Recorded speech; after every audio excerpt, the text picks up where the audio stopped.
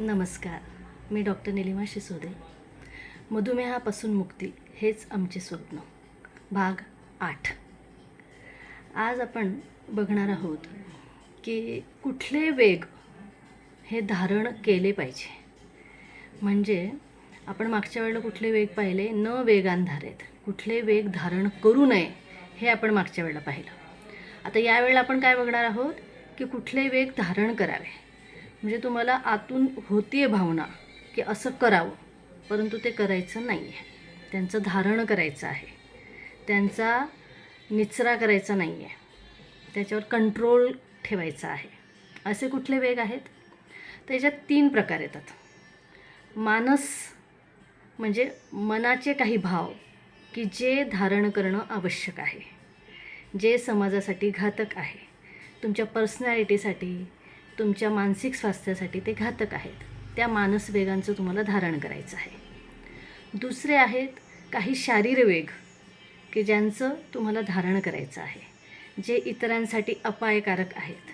अशा काही वेगांचं तुम्हाला धारण करायचं आहे. आणि तिसरं आहे वाचिक म्हणजे शाब्दिक, म्हणजे शब्दाने बोलताना काही गोष्टी जपून बोलायच्या आहेत. त्या तुम्हाला बोलाव्याशा वाटल्या तरी बोलायच्या नाही आहेत. तर असे कुठले कुठले वेग आहेत ज्यांचं तुम्ही धारण करणं अपेक्षित आहे, ते आपण आज बघणार आहोत. तर यात पहिला भाग आपण बघणार आहोत मानसवेग. मानसवेगामध्ये कुठले येतात? तर मानसिक काही वाईट भाव की जे इतरांसाठी पण वाईट आहे आणि तुमच्या मानस स्वास्थ्यासाठी वाईट आहे. कुठले आहेत ते? पहिला आहे लोभ. लोभ म्हणजे आपलं जे नाही आहे परंतु ते आपल्याला हवंसं वाटतं आहे.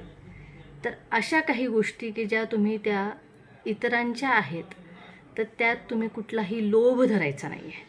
जे तुमचं आहे, जे तुम्हाला प्राप्त झालेलं आहे, त्यात तुम्ही समाधान मानायचं आहे.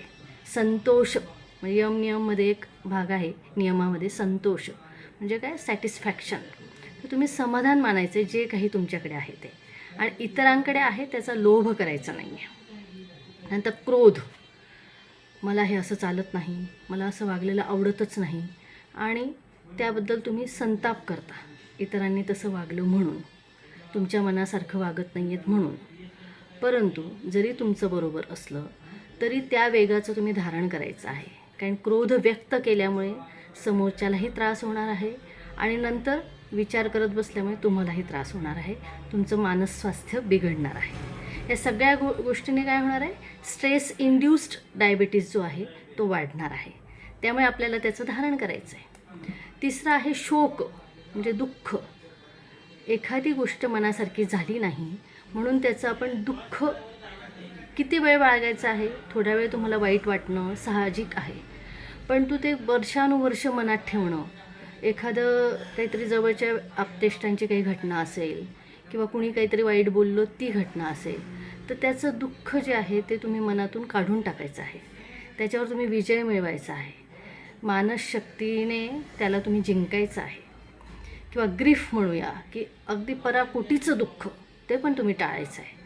काही वेळेला एखादी घटना घडून गेलेली असते आणि त्याचा मनावर खूप खोलवर असा आघात झालेला असतो आणि त्याचं अतिशय डीप सॉरो किंवा ग्रीफ याच्यामध्ये रूपांतर झालेलं असतं. तर ते तुम्ही टाळायचं आहे. कारण ते तुम्ही खूप मनात ठेवल्यामुळे त्याचा जो आतल्या आत तुम्हाला स्ट्रेस आलेला आहे, त्यामुळे सुद्धा तुमची शुगर ही कमी होणार नाही आहे. त्या मानस स्वास्थ्य हे खूप गरजेचं आहे. आणखीन नंतर कुठला भाव आहे? तर भीती. एखाद्या गोष्टीची भीती वाटणं की कुठलं तरी एखादं मनात आपण फोबिया म्हणतो तसा बाळगतो की नाही, हे मी करू शकत नाही, हे गोष्ट केल्यानंतर मला त्रास होईल. तर ही जी भीती आहे म्हणजे वाजवी भीती जी आहे की मी चुकीचं खायला नको, चुकीचं वागायला नको आणि त्यामुळे माझी शुगर वाढेल, हे योग्य आहे. पण पराकोटीची भीती काही ठिकाणी असते की त्यामुळे चांगल्या गोष्टीसुद्धा केल्या जात नाही, धैर्याचा अभाव ठेवल्यामुळे. तर ती भीती तुम्ही मनातनं काढायची आहे. तर भय जे आहे त्याचा तुम्ही त्याग करायचा आहे. नंतर काय आहे? ईर्ष्या. ईर्ष्या म्हणजे काय? की कुणाकडे तरी काहीतरी आहे तर त्याच्याबद्दल तुम्ही मनातल्या मनात त्या व्यक्तीचा राग करायचा, ईर्ष्या बाळगायची की समोरच्याकडे ही मोठी गाडी आली आहे का, आणि त्याच्यापेक्षा माझी गाडी छोटी आहे का, नाही मला आणखीन त्याच्यापेक्षा मोठी गाडी हवी आहे, समोरच्याचं घर असं आहे का, त्याच्यापेक्षा सुंदर माझं घर हवं आहे. तर ही जी ईर्ष्या आहे ती नको आहे. तुम्हाला छान वाटतं आहे म्हणून तुमचं घर छान असावं, तुम्हाला छान वाटतं आहे म्हणून तुम्हाला तुमची गाडी चांगली असावी, हे ठीक आहे. पण दुसऱ्याकडे आहे म्हणून तुम्हाला हवं आहे असं जर काही असेल तर ती ईर्ष्या तुम्ही मनातनं त्या ईर्ष्येचं तुम्ही धारण करायचं आहे. नंतर आहे शेमलेसपणा, म्हणजे निर्लज्जता. म्हणजे जे काही सामाजिक नियम आहे तर त्यांचं तुम्ही नक्की पालन करायचं आहे. मला आवडतं म्हणून मी असंच वागणार, आणि हा जो एक निर्लज्जता किंवा शेमलेसपणा आहे तर त्याचं धारण करायचं आहे. कुठेतरी कुणाच्या तरी दृष्टीपथास पडावं, कुठेतरी लोकांनी आपल्याबद्दल चर्चा करावी म्हणून काहीतरी चुकीच्या गोष्टी करायच्या, हा जो निर्लज्जता आहे त्याचं धारण करायचं आहे. नंतर आहे ॲरोगन्स. तर ॲरोगन्स असतो म्हणजे काहीतरी तुम्ही मिळवलं, अचीव केलं, तुम्ही कुठल्या तरी मोठ्या पदावर आहात, शिक्षणात चांगलं अचीव केलेलं आहे किंवा तुमचं करिअर खूप चांगलं घडलेलं आहे, त्यामुळे तुम्ही स्वतःला खूप ग्रेट समजायचं, हा जो भाग आहे हा सुद्धा तुम्ही टाळायचा आहे. आणि त्याच्यातनं जो उद्धटपणा येतो तो पण टाळणं आवश्यक आहे. नंतर अँझायटी. एखादी गोष्ट होत नाही तोपर्यंत अगदी अस्वस्थ होणं आणि ती झाल्याशिवाय चैन न पडणं, लहान लहान गोष्टींची अँझायटी असते. तर त्या अँझायटीमुळे सुद्धा तुमचं मनाचं स्वास्थ्य हे बिघडतं आणि त्यामुळे तुम्हाला डायबिटीस जो आहे तो तुमचा अनकंट्रोल होऊ शकतो. म्हणून ते सुद्धा तुम्ही टाळायचं आहे.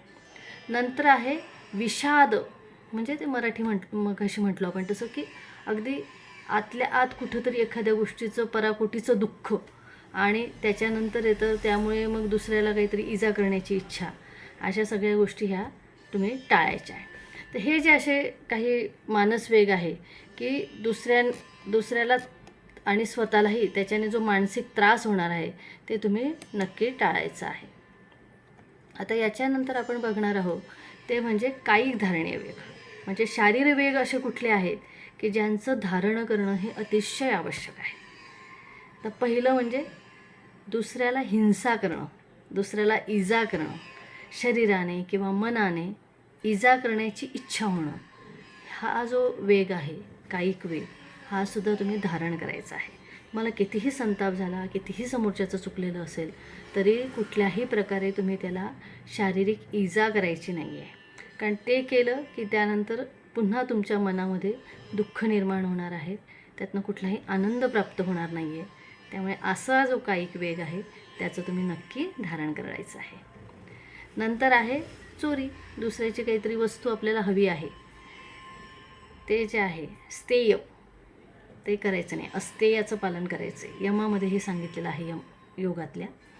तर दुसऱ्याची चोरी करण्याची इच्छा म्हणजे काय, अगदी फिजिकली तुम्ही एखादी वस्तू घ्याल असं जरी नाही झालं तरी त्याच्या नकळत, जाऊ दे त्याला माहितीच नाही आहे तर मी घेतलं तर काय होतं आहे, अशी सुद्धा चोरी करायची नाही आहे. कुणाच्या बौद्धिक संपत्तीची सुद्धा चोरी करायची नाही आहे. त्याच्या कम्प्युटरमधल्या काही गोष्टी आहेत, मोबाईलमधल्या काही गोष्टी आहेत, त्याच्या नकळत घेणं, म्हणजे कुणाच्याही नकळत त्याची काहीतरी मालकीची गोष्ट घेणं, ही सगळीच चोरी आहे. ते शारीर असेल, मानस असेल किंवा कुठल्याही स्वरूपात असेल, बौद्धिक असेल, तर हे कुठलंही तुम्ही करायचं नाही आहे.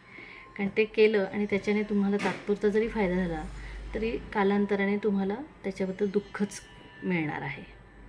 त्याच्यानंतर आहे ते पर स्त्री संभोग. म्हणजे काय, इतर आपल्या पत्नीशिवाय इतर कुणाशीही काहीही शारीरिक किंवा मानसिक संबंध ठेवणं हे सुद्धा टाळायचं आहे, त्याचे कितीही तुम्हाला आवडलं तरी.